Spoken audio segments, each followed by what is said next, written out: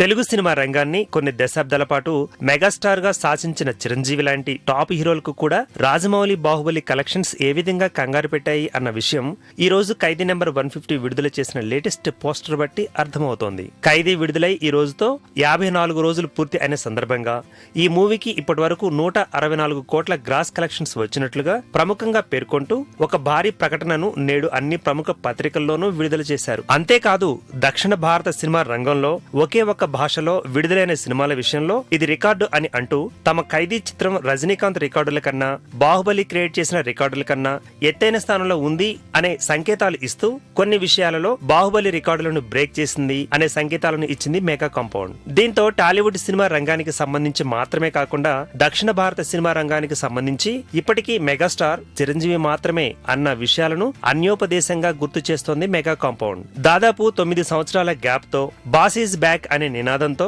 సంక్రాంతి రేసుకు వచ్చిన ఖైదీ కలెక్షన్స్ పరంగా కొత్త రికార్డులను క్రియేట్ చేయడంతో ఈ సమ్మర్ రేస్ కు విడుదల కాబోతున్న పవన్ కాటమరాయుడుకు, రాజమౌళి బాహుబలి 2 కు తెలుగు సినిమాలకు సంబంధించి ఒకే ఒక్క భాషలో కొత్త రికార్డులను సెట్ చేస్తోంది ఖైదీ చిత్రం.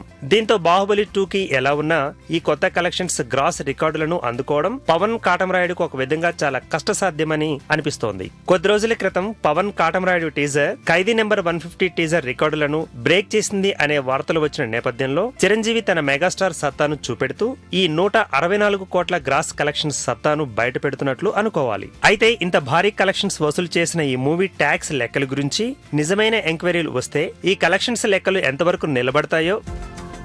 ఈ వీడియో గనక మీకు నచ్చినట్టయితే లైక్ చేయండి, షేర్ చేయండి, సబ్స్క్రైబ్ చేసుకోండి.